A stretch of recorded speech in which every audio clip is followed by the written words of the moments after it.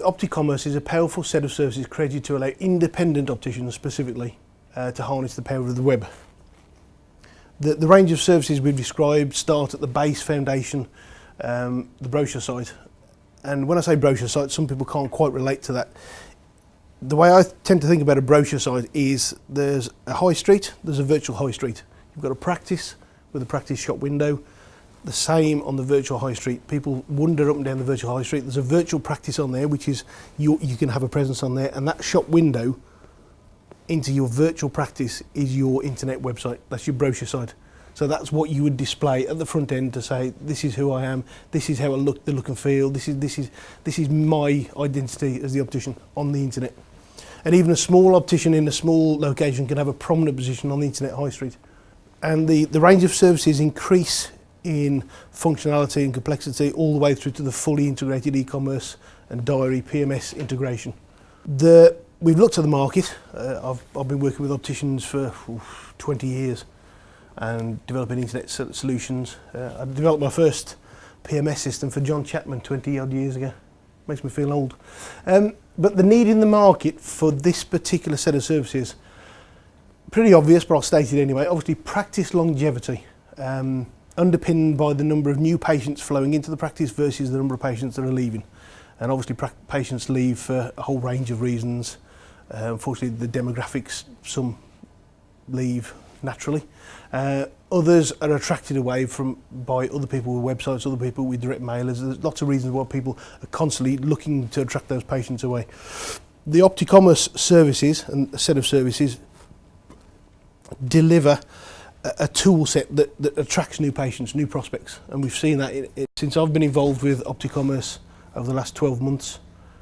Every single installation, every single optician that's using it has definitely brought in a significant number of brand new patients that it would otherwise have not. And that's what they're telling us, not just from the stats. It's also standard nowadays for a retail business to offer online services, regardless of what retail sector it's in. Opticians are a little bit behind in some of the areas compared with other retail businesses, but it is absolutely becoming standard. People expect to go online and be able to access diaries, look at products, regardless of what retail activity they're involved in. And there are people offering it. If independent opticians don't offer it, somebody else will, and they'll be trying to attract those patients. That's the nature of the game, I'm afraid. It generates greater flexibility for the patients. It demonstrates a stronger commitment, in my opinion, to the patients that an independent optician would offer these additional services. It allows patients to choose their method of connection to the practice, regardless of where they are or what time it is. So they don't have to physically be there or phone. They don't have to do it during the day. They can still interact and connect with their trusted and local independent optician. So from that perspective, I believe that it complements, not contradicts, the patient service. A lot of independent opticians, and I know an awful lot, are very proud of their commitment to the patients. Their trust was the word we mentioned earlier. And this complements it. It just means that you're providing extra facilities for the patient. During the day, it's an additional channel. A lot of the corporates will talk about multi-channel services, where if the patient wants to interact but they haven't got time to phone, they haven't got a connection, or they don't want to physically travel to it, they want a different channel of communication. When the practice is closed at 5, 5:30, 6 o'clock, it's the only channel of direct communication, direct interaction. And even though it's an electronic interaction rather than a person, it still feels as though they've got a connection to the practice. So there's definitely a complementary service. As Paul mentioned earlier, we've been working together now far too long. Now, 12 months ago, I joined Ocuco and I started working with Opticommerce to bring something that is completely unique, definitely in the UK, whether there's something else anywhere on the globe. Ocuco's got a pretty good view of the globe. They've got systems all over the world. But we think it's pretty unique. In the UK, the opticians that came to Ocuco were saying that it was basically a confession. They were admitting that how much they'd spent, how much time they'd wasted trying to build websites, trying to get the damn things populated. Some had spent £30,000, £40,000 and got nowhere. Some were too embarrassed to actually tell us how much they'd wasted. But the very few ones that had actually managed to get a successful e-commerce website and an interactive website then didn't like the trouble and grief maintaining it. So there was a definite issue with that. We looked Ocuco, we looked at the market. Opticommerce were obviously the best provider. The key elements that I looked for, I've been in internet development for a long time, egg bank, internet banking platforms, PMS systems for opticians, all sorts. The things we were looking for really was an excellent e-commerce framework. So it needed to have the ability for the opticians to maintain it, or at least most of it themselves, without coming back to the PMS or without coming back to the techies. That was an important element. It needed to be deployable quickly. So opticians didn't want to wait 6 months to get a website, but at the same time, not just a copy of somebody else's, it had to be unique. So we had a very, very detailed due diligence exercise with Opticommerce before we joined forces. And obviously the platform, the content management system, had to have the technical advantage or the ability to integrate with the PMS. Again, not something easily done. The sort of Specsavers of the world who've invested millions on their internal system haven't managed to connect it live to the web, as an example. So it had all those, an excellent management team as well. So we joined forces to create, also it was important, the use of mobile devices, the iPads. I mean, I in April, when we first went live at Optifair, I actually popped on and purchased some frames, spectacles, sunglasses and contact lenses on the iPad. And it was very important to have mobile devices covered as well. A website that would interact and adapt to the size of tablet PCs, which they're a growing force overtaking laptops. So the main aims is specifically to assist independent opticians, to help independent opticians combat the intrusion of online-only suppliers, support the Ocuco client base from our perspective, because obviously that's important to the company, and to help create a level playing field for independent opticians against those large corporates that could actually afford 6-7 figure investments. So I thought what would be useful is to have just a quick look, a rolling demo of an online purchase using our first joint installation, Batty and Dexter, based in Liverpool. Beautiful looking brochure, I quite like this. Now, if I'm shopping online, and I was having a quick look around for prescription spectacles. So if I pick the Dior, and obviously I'll go for men's, you can view the frames in different ways, grid style or that way. You can have a look around. It gives you base information at that level. But if I choose a particular frame, I think that looks about the sort of one. I can obviously have a look at the different sizes, the different colours, get an idea of what I'm interested in. When I'm happy with that, I can choose the colour, the particular size. I can buy a frame only with prescription, or, and this is where the integration really kicks in, get my prescription. So I'm going to click on get my prescription because I know I'm buying from my local optician. When you buy from your local optician, you have to register, or if you're already registered, you have to log in. Now I'm registered with my local optician. You didn't charge me for these, by the way. And so I'm logging in to an existing account with my local optician. And obviously once I'm logged in, there's all sorts of things I can do, but in this case, I've logged in, it's identified me, yep, you can't see it there, but it identifies me at the top. I'll continue with the rest of the purchase. All the standard lens options which are configurable, and there you go, that's my prescription, plus 2.75. I think it's got worse actually since, this was a few months ago.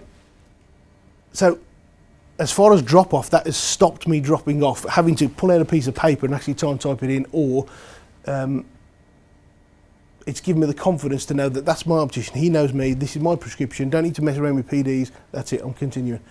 While I'm shopping, I'll pop in and buy some AccuView. Actually, I'm on the True Eye at the moment. Now, just to demonstrate that it doesn't always load it in, it's dynamic. If I haven't got a contact lens prescription, it'll allow me to enter it. You can also tell it to ignore your current prescription, just, you know, you'll deal with that later if you really do want to buy. If a patient wants to buy there and then take the order, even if there's tweaks to it later, don't just say come back later. This is designed to allow people to continue with the sale, don't drop off. That goes into the shopping basket. These are the items I've placed in there. Shows you the graphics, shows you the full prescription. That's my delivery address. I used to live down in Stonehouse. I'll leave it behind the gate, some extra delivery notes. That's pulled from my record inside the PMS. Now this is a live connection from the web straight into the bricks and mortar practice, which is quite unique. So this could be 10, 11 o'clock at night. Onto the terms and conditions, which is, they must accept terms and conditions. I've chopped out the section where I type in my credit card details. I'm not sure why I didn't leave those up. I mean, I trust everybody, obviously, but when I pop on there, you can have a look at your previous orders, keep track of the status of your orders if you want to. If they're quick delivery, people may not. So that is a constant bi-directional connection to the practice. So the website that's in the cloud, the server in the optician's practice in the back room, and the practice is closed. All that interaction, that online buying, that servicing of the patients continues all the time. So I think that's a very, very powerful service, and I'm pretty sure it's quite unique. And technically, it wasn't easy to achieve that. So looking at integration, we've integrated the Opticommerce web solutions with both of our PMS products, Acuitas and Focus 2. There's a lot of detail about the way it works, but some of the highlights. Brand new patients or prospects across the web get created as new patients within the practice. But there's obviously restrictions. I mean, if it's an existing patient who's registering the first time, you've got a facility to merge. If it's a patient who's booked an appointment, it's called Daffy Duck. You reject it, it removes the appointment, or queries the order. So there's a lot of internal controls built around taking on new patients or servicing existing patients. It retrieves their current prescription for sight test and contact lenses, allowing confident purchasing of product. One of the tweaks we made pretty early on actually is when it loads your prescription up, there's actually a config in the PMS to say that the optician can switch on or off to say show the prescription or not. So even though it's identified me, it makes me confident to continue. It doesn't actually show me the prescription. The RX is not displayed. It just says on file, please continue. Because some opticians, even though it's their patient, they don't want to give them the actual prescription, which is apparently a bit of a common requirement. So again, a lot of controls built in, too many to bore you with at the moment. And then the patients can obviously book an appointment on the web, whether they're logged in or a new prospect, straight into the live diary alongside practice staff if it's during the day. If it's outside of working hours, obviously it goes into the diary. And when I say goes into the diary, it goes into the section of the diary that the optician has made available to the web. It's not a case of taking the practice diary and just exposing it to the web and whatever turns up. All the controls are built in for the optician to say, well, actually, I want those sections or that clinic to be available to the web, not this section. First thing Monday morning is probably a good example. A lot of opticians that are using this have turned Monday morning appointments off because they don't want a brand new patient where they haven't got all the medical details to late on a Sunday night to book an appointment at 9 o'clock on Monday morning and then turn up, and then when they talk to them discover that actually you need double appointments or 20 minutes or so there's certain sections that the opticians don't allow patients to get access to. So all the controls are built into both the PMSs for that. We've called it an e-diary. It's very, very powerful. Probably, in some respects, probably one of the most powerful services available because it's predominantly existing patients. They want to book appointments. They get the reminders if it's outside of the practice working day. Just allowing them to actually make it rather than leaving them open. So if you remind a patient that it's time for a sight test, you've started a sales process. You've started a process where you reminded them. Then if you don't close that process, they can't get access because by the time they get home they can't phone, and then they see adverts from other opticians, they see the Specsavers of the world. They're vulnerable because you've just reminded them they actually do need a sight test. So you want to close them and allow them to make that appointment with you and retain that relationship as soon as you can. It allows them to choose, there's certain options, which practice they go to, which Optom they want to see, if they know or not, they could just see a range. There are a number of strict controls so that they can't flood the diary. Somebody can't just dive on and fill up the diary and take lots of slots. They're only allowed one slot. Again, the controls are in there so they don't abuse the practice diary really. We've had to do that. And the PMS and the web are matched. So the PMS diary is configurable so it will actually show just the right amount of appointment slots of certain types on the web. So picture speaks 1,000 words, so I think a quick look at it probably be the best. Let's just have a quick look at the diary appointment. There we go. Again, Batty and Dexter. This was back in April when this first went live. So I'm already an existing patient. I've logged in. You can see my name at the top, it knows who I am. There's lots of options and facilities available to me. I want to book an appointment. Nice geographical description of which one I might want to visit. Aintree to me looks the closest to where I am at the moment. I'm happy with that.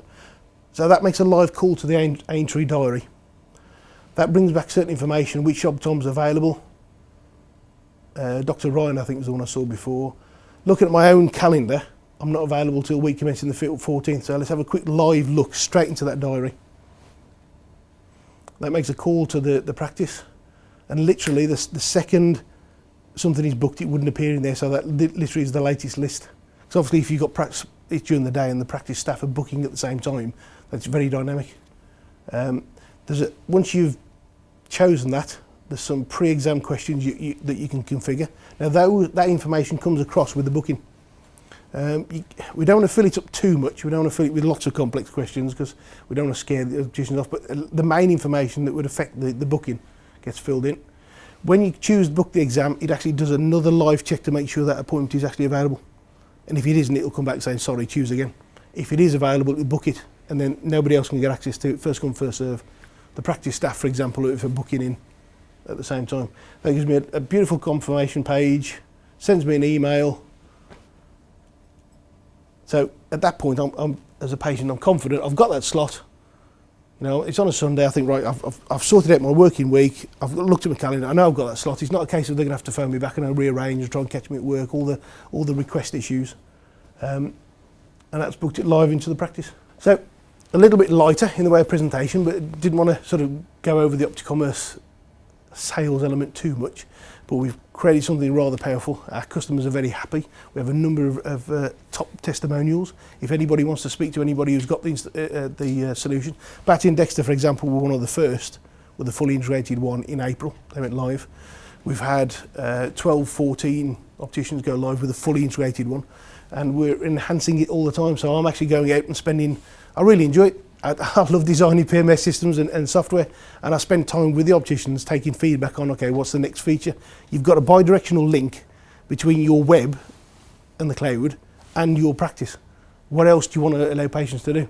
I know what the boots of this world are doing, because I know some ex-directors and I've seen their RFI, and I know what some of the big boys are looking at doing to service their patients, but what do independent opticians want to do? So from those initial Claire Derbyshire's of the world, David Burgart's, I know I'm building up a set of requirements for the next version, which I enjoy doing.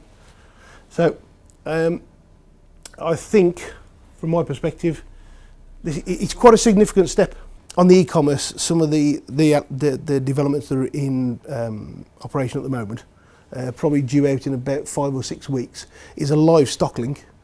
So you'll be able to query from the individual product the current stock level at a multi-branch. So if you've got 3 practices, 2 items in each, the website will show 6 items available, and that will be a live connection for the stock items. It's in development. There's a couple of tweaks I need to make, speaking to a couple of the opticians, Mr. Connolly and the likes, about how they want the multi-branch to work, the multi-branch stock level to work on that. And if a patient wants to buy from a specific practice, but that practice has got none, but you're showing 4 on the web, how I deal with that sort of interaction. So there's some design elements in there, and some of the automatic flow of the order, the phase 2, the order will flow through the dispensing and actually make a payment as well. So it'll register a payment in the till, which it didn't in phase 1. Phase 2, which will be available in about 5 or 6 weeks, will do that as well. So basically it'll be an end-to-end flow, right from the web, right through the practice, right through the dispensing, not through the EDI. At the moment, the design is we've chosen to hold the dispense, because there is a chance they'll get it wrong. And it needs to at least be verified by the optician before it goes through, but at least the record in the till as well. So a little bit the same with the diary. 9 out of 10 appointments booked will be correct. 1 out of 10, the opticians will look at it the next day, practice staff, and say, well, actually, and they'll phone the patient up and move it. The effect is still the same. The patient feels that they've booked an appointment. They don't need to worry about it. They can't be attracted off for other appointments particularly, but they can just deal with it and move that one appointment. But 9 out of 10, I think, on average, will be crack on. That's the slot you've got.